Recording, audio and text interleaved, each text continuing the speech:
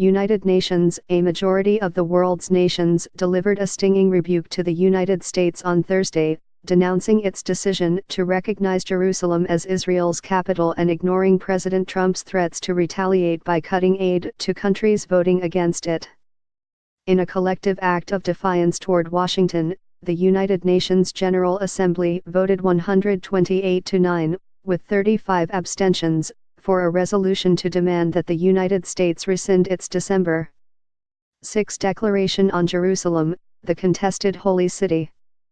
The resolution is non-binding and therefore largely symbolic, but the lopsided vote indicated the extent to which the Trump administration's decision to defy a 50-year international consensus on Jerusalem's status has unsettled world politics and contributed to America's diplomatic isolation.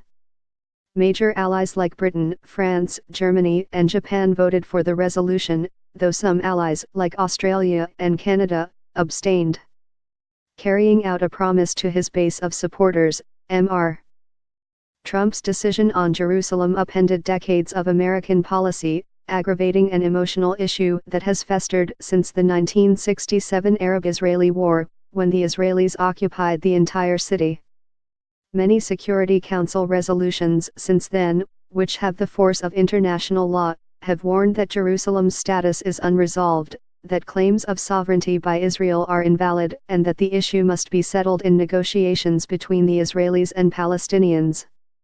Israel denounced Thursday's vote, likening it to a 1975 resolution equating Zionism with racism, a decision that was repealed after 16 years because of intensive American pressure that included withholding American dues payments to the United Nations.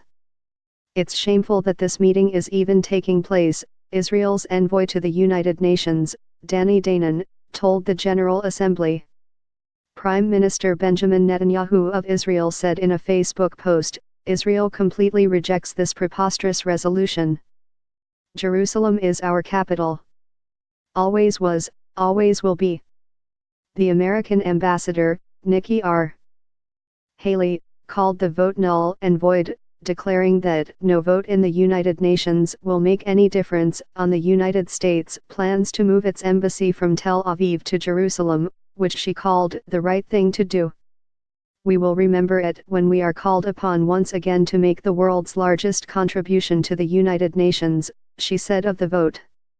"And we will remember when so many countries come calling on us, as they so often do, to pay even more and to use our influence for their benefit."